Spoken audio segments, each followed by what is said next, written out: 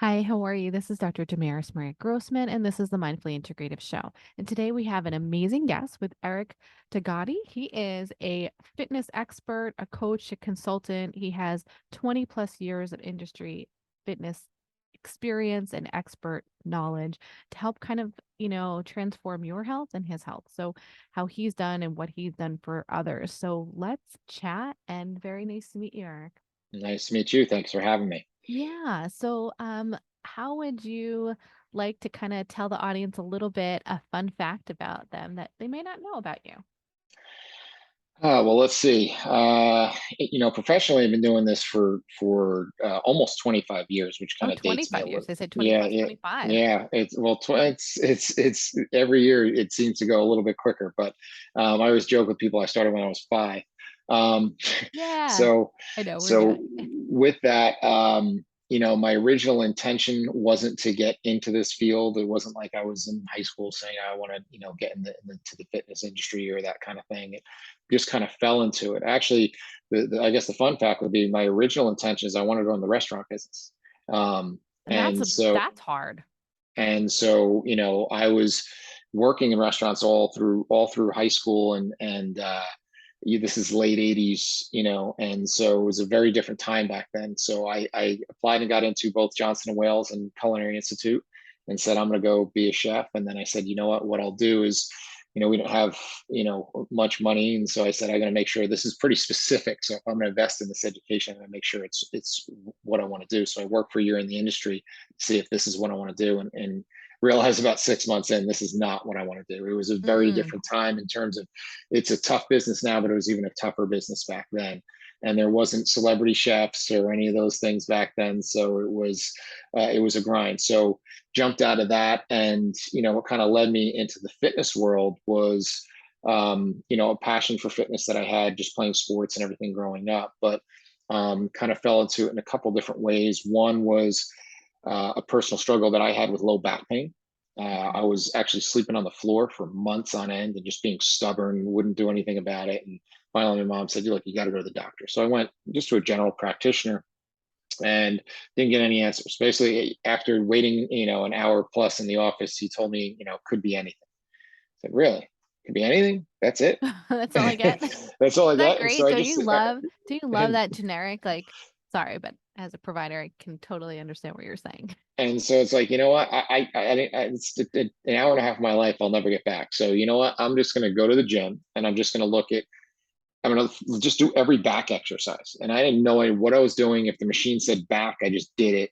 I didn't know what exercise to do, how many to do, when to do them. I just did it. And just by pure luck, my back started feeling better. And so I said, there's something to this. So I started, getting involved in trying to learn more. And at the same time, was looking to do something, and someone said, well, why don't you come on the floor as a trainer? And so started out and realized that, there's a pretty low bar for entry there. Went and took certification, started to learn more and more, and was going to school and quickly built up a clientele and kind of outgrew the big box gym. Right. Then took on renting space in another facility. That facility then closed, and I said, you know what, I'm going to start my own. And I built a multidisciplinary center back in 2002. And brought a staff underneath me, and then had shared space with chiropractic and physical therapy services and That's all these great. sorts of things. And I wanted to build this holistic type of facility, which I did, and built it up over 12 years. And during that time, started to also get involved in other endeavors, from consulting with different organizations and teams. Landed myself an opportunity for a spot with the New York Giants. Worked with them for 9 years. And then Good. also at the same time, I was getting into doing a lot of education. That was not only for my own staff, but going out and really learning, and got hooked up with a group of physical therapists and a athletic trainer from Virginia, Gray Cook and Lee Burton, who were at the time were just kind of launching functional movement systems and the FMS Mm-hmm. screen, and got on with them and started teaching with them, became a lead instructor for them, and started helping them build their curriculum, and got to teach that all over the world. And from that, built up contacts that I got to teach some of my own content, including a course that I just launched in the last year or two. So been a bunch of different places, and it's taken me a lot of in front of a lot of people that I never thought I'd be able to get in front of, from working speaking at major universities, to working with the military and getting to talk to people who train the Navy SEALs, to working in the NFL. And it's gotten me to really understand and appreciate all the impact of the power that you can have by just teaching people how to take care of themselves. Congratulations on all of your speaking engagements and areas of people that you've been able to change the way that they are with their functional movement, as we would call it, right? Is that how you call it?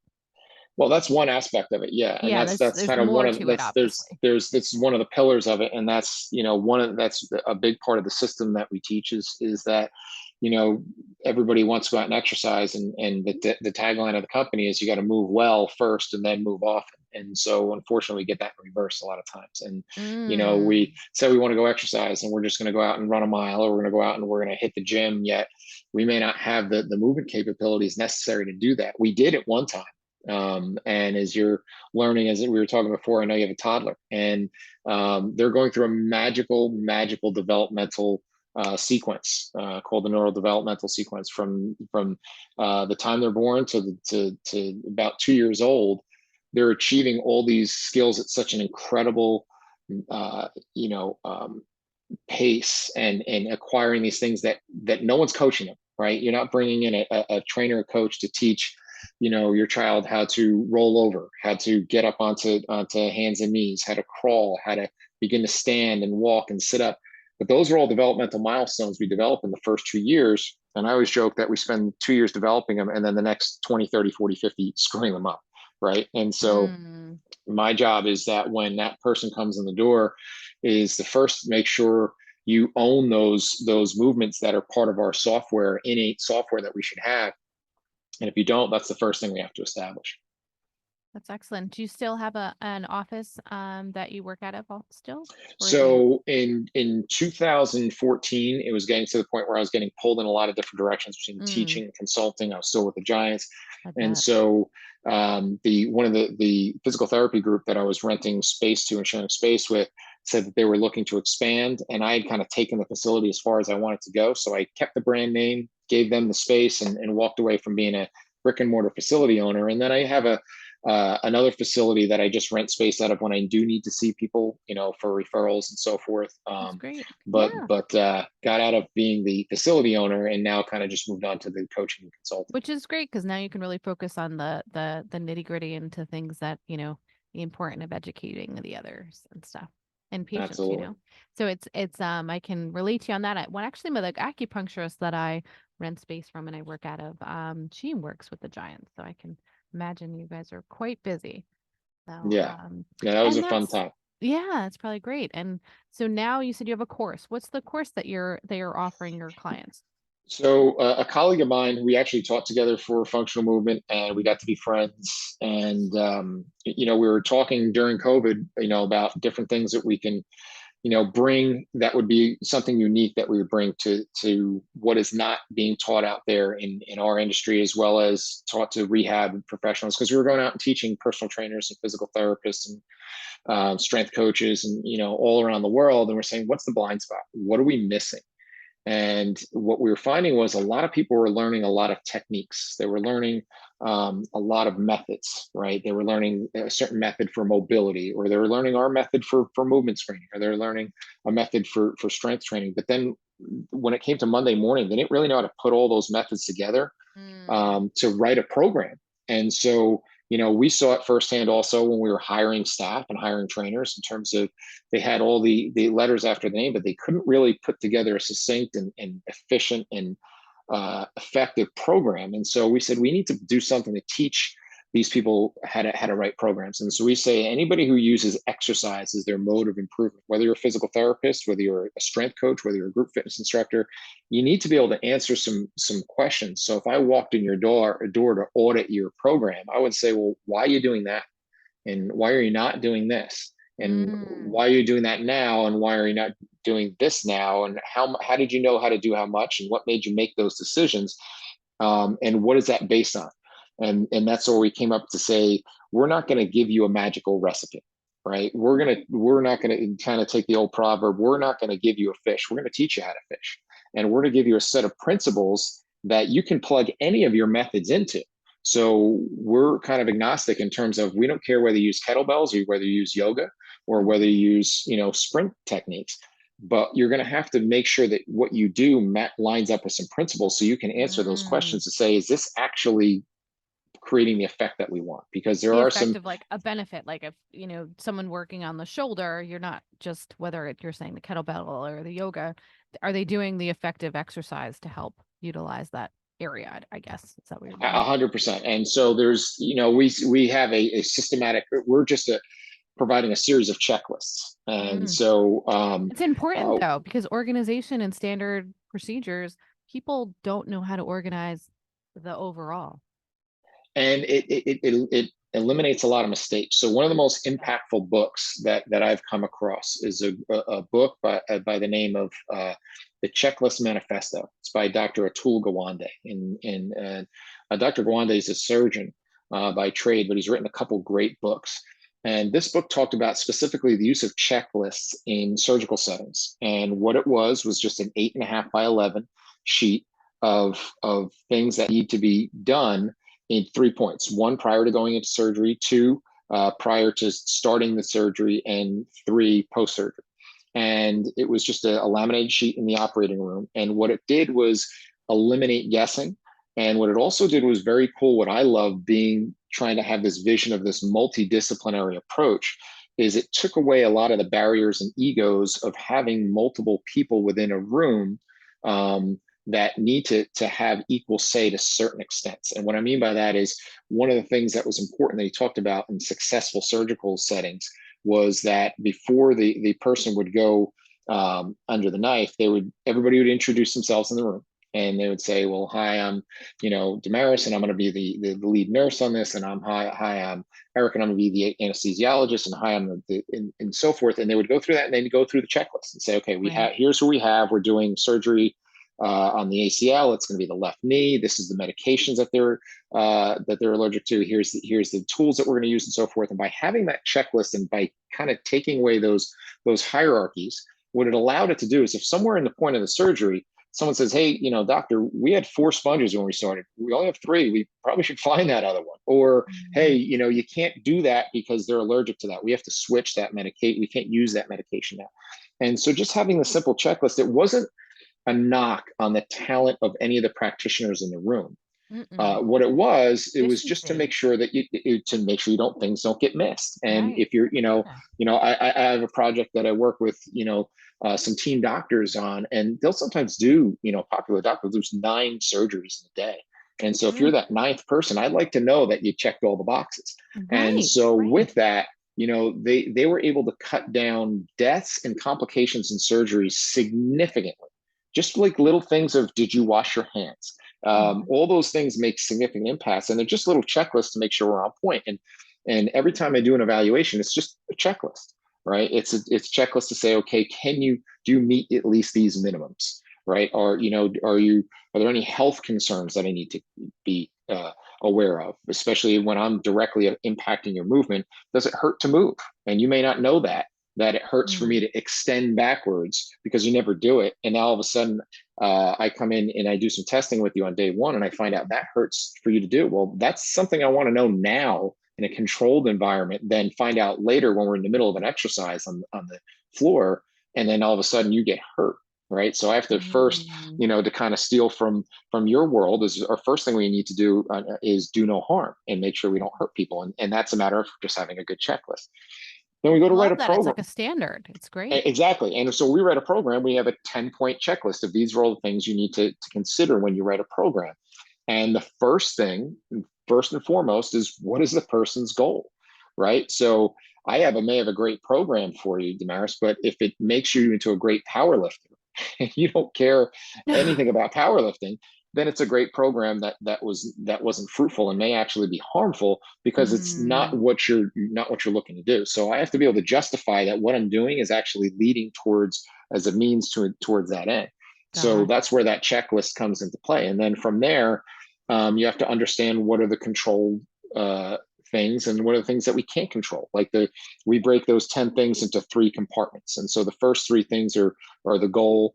Um, and then you also have time. That's how much time the person has to achieve the goal, as well as how much time they can actually dedicate to training.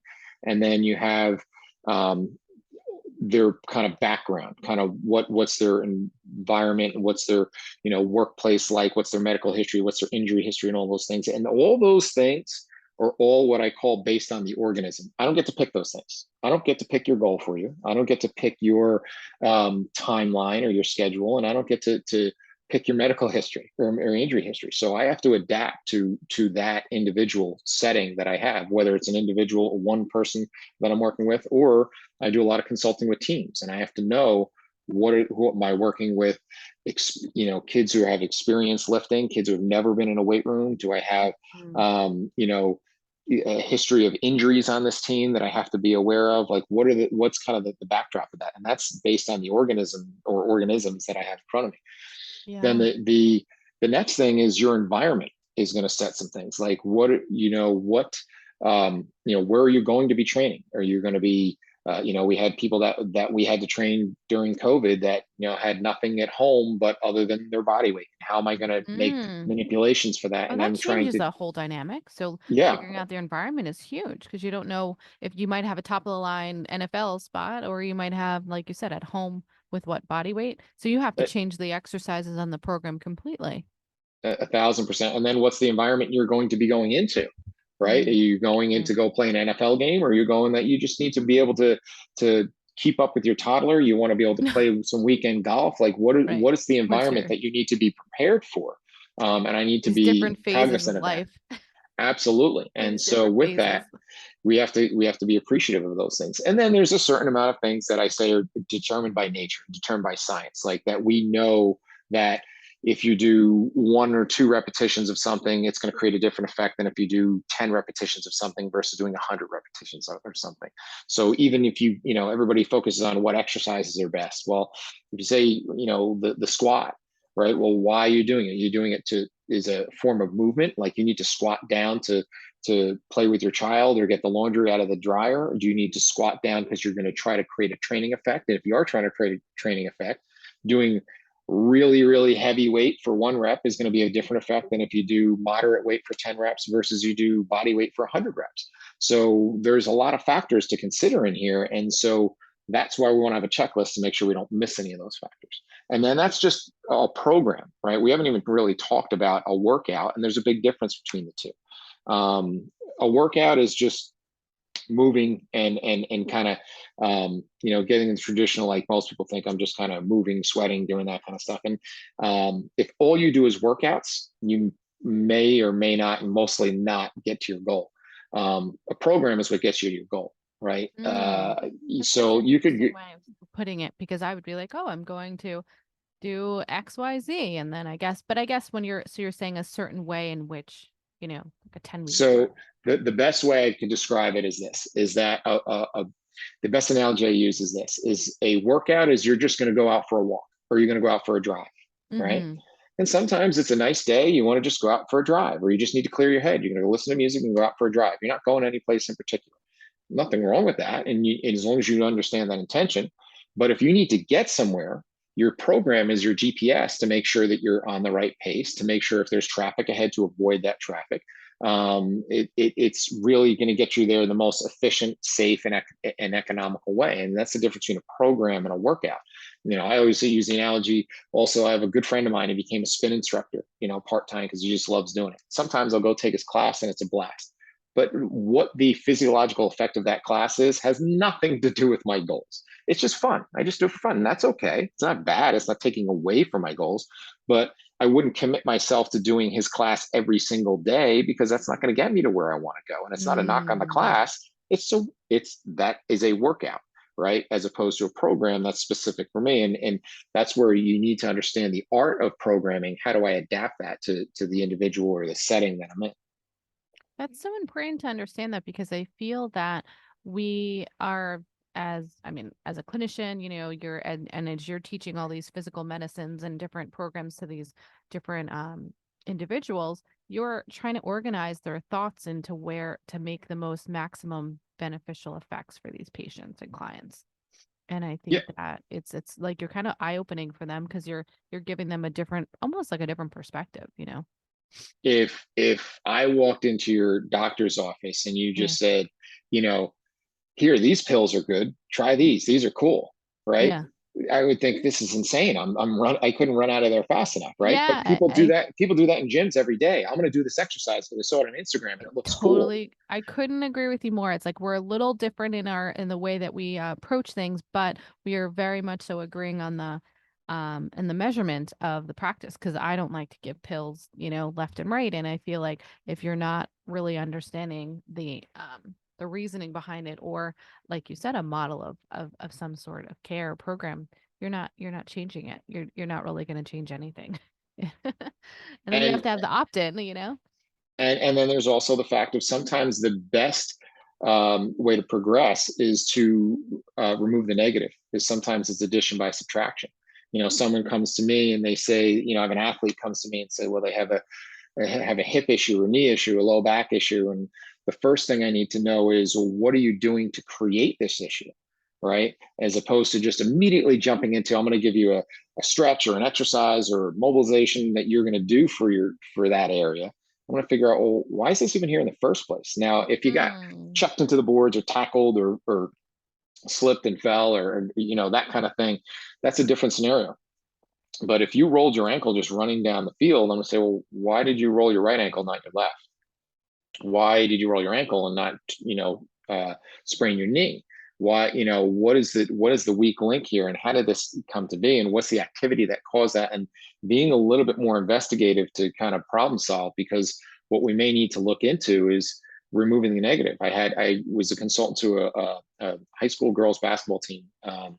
Probably about 15 years ago, and we were continually one of the best teams in the state, and we did such an incredible job between the coach working with myself and the athletic training staff to really cut down the injuries with the girls. And it was awesome because the stats, for female athletes at that level are not good. They're scary. 1 in 4 of them will end up with a major knee surgery at some point. So we were able to eliminate a lot of those things, except we still had some ankle issues. And as much as we tried to do some effort, in the training to adjust that, one of the things I noticed when I went to their games is they were sponsored by Nike, and they had these Nike sneakers that just were these like a bag of marshmallows strapped to their feet. And I Oh, said, not enough support. Coach, I said, how long have you been wearing those sneakers? I said, do we have other sneakers as an option? And he said, well, we could look into that. So we switched out the sneakers and the ankle problems went away. Right. Mm, So I could have come up with a bunch of stretches and drills and exercises and mm. programs for their ankles when really the problem's being caused by their footwear. So that's a That's matter of removing the negative. and a So and a before, foundational like kind of thing that you're looking and identifying that you're looking at a small habit right there. And yeah, you just changed shoe, but you wouldn't have never known initially. yeah, and so when someone comes to me and says, "Oh, you have any stretches for my low back?" And I say, "Well, why?" And then, "Well, my back hurts." Well, what makes you think you need a stretch? Because I may actually stretch your back and make it worse. There's about a million reasons why your back can hurt. And a lot of them all have nothing to do with your flexibility. And some of them may actually be a medical issue, right? So Right, when right, someone comes into me for a initial assessment and I find out they have back pain, I have to first clear that this isn't a medical problem, because you can right. have back pain because you have stiff hips or because you have poor core control or because you have some asymmetries. You can also have low back pain because of cancer. You can have low back pain Mhm.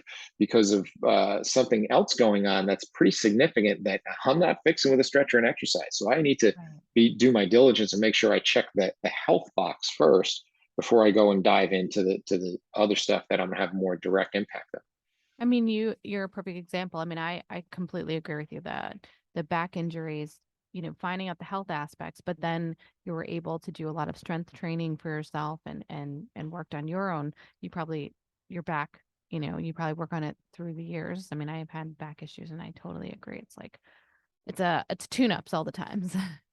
Well, it's an active process and you have to understand what's causing it. And unfortunately, we look for passive interventions all too often because it's a lot Mm-hmm. easier to lay on the chiropractic table and get adjusted, or the massage table and get rubbed, or Totally. go get the heat or stim pack, or pop that pill. But that's not fixing the issue, right? And Mm-hmm. and pain, musculoskeletal driven pain, is much like the smoke alarm in your house. It's telling you there's a problem. And when you go and do one of these things, it's like, if your smoke alarm goes off in the middle of the night and you go down, stand up on the chair, pop the battery out, and go back to bed, you didn't put out any fires, right? You just took away the signal. So unfortunately, that's a lot of times what we do. We don't get to the root cause of things. Right.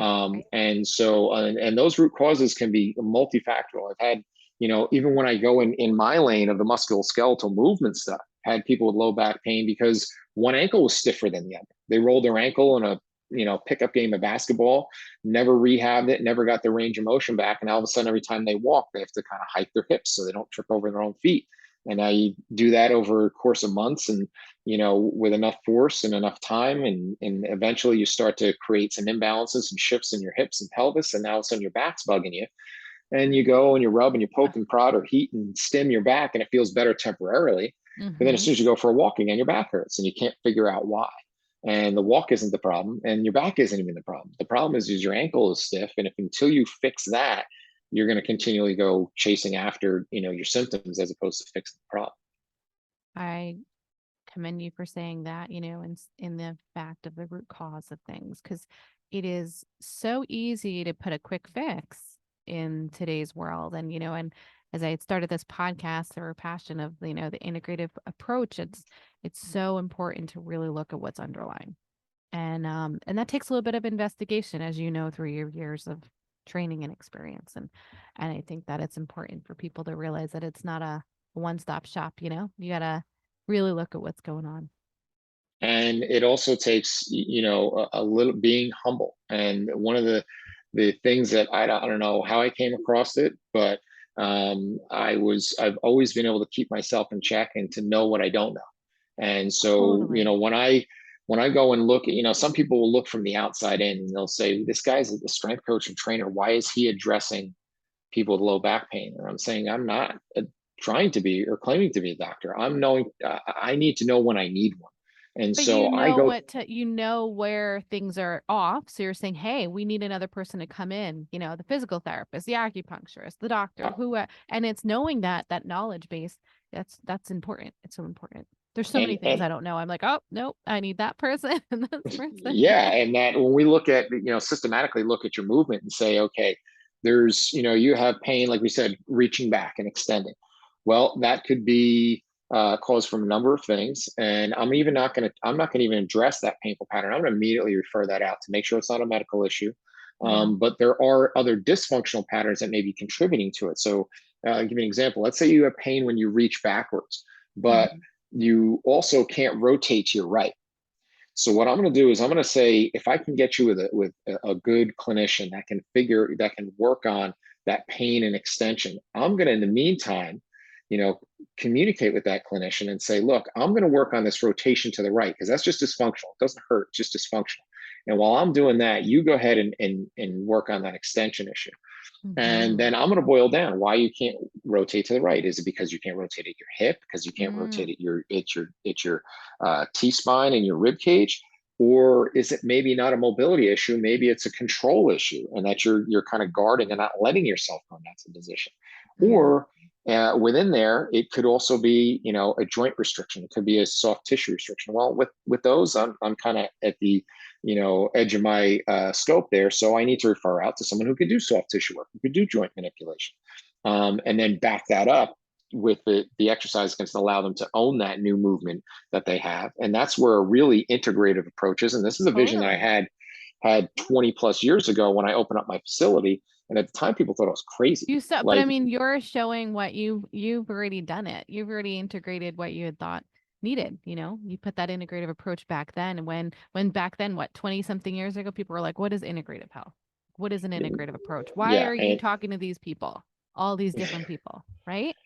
yeah, and in 2002, either one, it was a little bit of a turf war, and they didn't play Hmm. together nice in the sandbox, and it was, well, Hmm. why are you going to give that physical therapist the business? And say, well, because I can't fix what they need, and Hmm. because hopefully that physical therapist is going to see the value that I can bring on all the other pieces. Exactly. And then they're going to want to refer the next person that comes in and say, I had someone had the same issue, but I had a trainer that was up the street that really worked well with what we did here. And so that's really looking at the long game and looking at things from a kind of an abundance standpoint, that there's no shortage of people that either are hurting and need to feel better, or that are out of shape and need to get in shape, or athletes who want to get better. I say when I'm working with high school teams, the high school puts out a team every year. And so there's going to be a new 40, 50 kids. And so there's always going to be a supply there. So I'm not worried about this scarcity mentality of, oh no, they're going to see another professional. Great. If you can get that help, I only can go, it's only so much you need to go around. And No, so, that makes um, a lot of and sense. being humble and to say, okay, well, if I can get somebody that can help me expedite this process, whether it's helping them with their nutrition, or maybe it's even the mental aspects of things, where I have people in the contact list and Rolodex that may be able Hmm. to come in and help them from that side of things, because that's really the block. I could So not that agree more. I mean, the collaborative necessity in this integrative approach now, and I'm glad now. I mean, I guess 20 years later, seeing it, it's starting to become more of the normal, or at least maybe we're having this conversation to get more people to be aware. You know, Yeah, it's not where it can be, but it's but almost, it's a it's lot getting there. It's closer to getting there. where it was before. I always joke when I started out, all those years ago, if I called a physical therapist and say, hey, my name's Eric, and I'm going to be training one of your patients, and I just want to talk to you about some of the contraindications or things I need to be aware of, and tell you about some things I'm working on. It was a very um, it was a very kind of condescending conversation, quite frankly. It Oh, was, I oh, I you're can. you're a trainer, that's cute, make sure you set the seat at the right height and count their reps. And Oh, geez. it wasn't really Respecting your knowledge base and what you know for your patient, your clients, and that's and unfortunate. so it was a matter of kind of going out and earning that, and saying, look, Hmm. here's what I'm looking to do, here's what I'm not going to do, because this is not in my lane, and here's where I could really use your help, because I can't mobilize joints, I can't do modalities, I can't do really good soft tissue work. And so if you could really help me on that end, I can also help you, because you're trying to jam in a lot of patients in an hour that you can't really do all the things you probably want to do. So I can back up everything you did in the clinic with some really good movement stuff and training stuff that'll help make the, kind of lock that in and hit save on that document.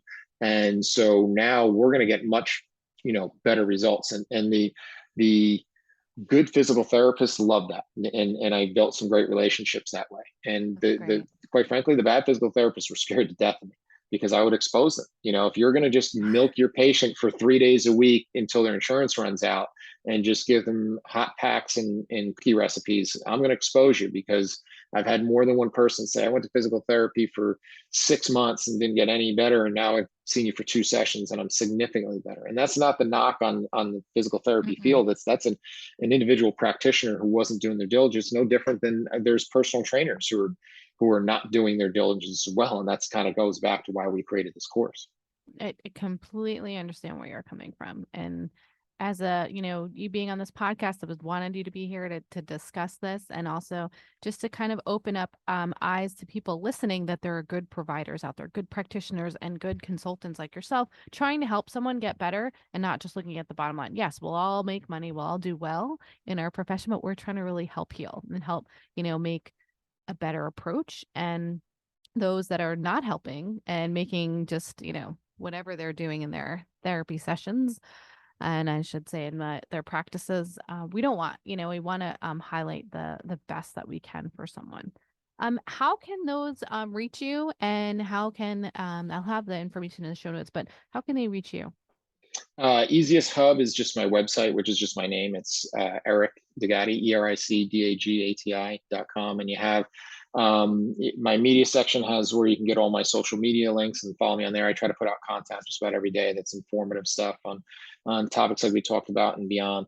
Cool. And then I also have something on the homepage because I do a lot of public speaking called Ask Eric, where you can just go on there, write a question, goes right to my email, and I'm happy to get back to you with an answer. Or if I can't give you the answer, get you to someone who can. That's great. So that's the easiest place to get me. And how would you like to leave the audience with a mindful tip or thought before you go? So, that can go a bunch of different directions, but the last topic you brought up, and the last thing you mentioned, I should say, is you talked about there are good practitioners out there, and there are, and I've been blessed to work with a good amount of them. And the lay person, the person out there who's got the bad back, or who's they want to get better at their sport, or they want to get more fit, they don't know how to discern one from the other. They don't, and there's so much noise, especially with social media, to try to figure out, how do I know if I actually have somebody that's good, or do I just have somebody that's good at getting likes, has good at Mm. getting followers. And so the best way I can say that is when you go to meet with a professional in any end of the spectrum, from the clinical side to the fitness side, is that the more questions they ask, the better they usually are. If their question to answer ratio should be significantly higher, Significant. right? So when I go in, and nothing's more off-putting when I go to meet, say, a new chiropractor or physical therapist, and I walk in and say, yeah, I'm curious to have you look at my shoulder, and they immediately have an answer. Oh, well, you have this, you have this, it's this, you just have this, you have this tight lat, or you have this and that, and say, really? And in the back of my mind, I'm thinking, how are you that sure that quickly? You didn't ask me any questions about my history, or how I You don't got even know here, how or what's like, going on with my day. so yeah, so finding the more questions, you know that they ask, the better they are, and the slower they are to give answers, and the more comfortable they are saying I don't know, the better person you are in front of. If they're giving you answers right away, then it's usually about them, right? And they're going to tell you about all their letters after the name, or all their accolades or achievements they have, when that doesn't help you at the end of the day. Mm-mm. The more questions that they ask about you, then the process is about you. And that's what it should be when you're paying a professional to guide you to someplace you want to be. So that would be my piece of advice, that when you're going to work with someone, there's a general practitioner that I found that I love, because she asked tons of questions, and it wasn't just dismissive. Oh, you got this. Oh, you got this. It was asking lots of questions about my background and medical history and all those sorts of things, that changes the lens of why she would do certain things. And when she finds that my cholesterol numbers aren't perfectly in line with what the standards are. But then she looks into the grand scheme of things and says, well, you also exercise, your diet's good, you don't have really a huge family history. I'm not as concerned. I'm not going to just throw you that cholesterol That medication. cholesterol pill. I'm going to give you that option, whether you want to do that or not. Say Mm. normally, based on the parameters, you would be eligible, but there's a lot of other factors that make you okay, right? But if you don't ask those questions, you're just handing out a pill. You are. I could not agree more. We're on the same page there. I feel that's why I kind of went in the direction of my own things too, because I want to be with my patients longer, and I have too many things to ask them. So you gotta you gotta know, you gotta really dive in. And I really appreciate you talking and saying that, sometimes you can fix them quick and sometimes you can't. But the fact that the honest conversation with your clients, and that honest conversation to want to do good for them, is important. And then people to be aware that there are good people out there like yourself. So Awesome. Thank you. I really appreciate you being on, and thank you so much for your time. And thank you guys for joining in. And if you have any questions, reach out to us and look on the show notes to reach out to Eric Dugati at any time. Thanks again, guys, and enjoy your day.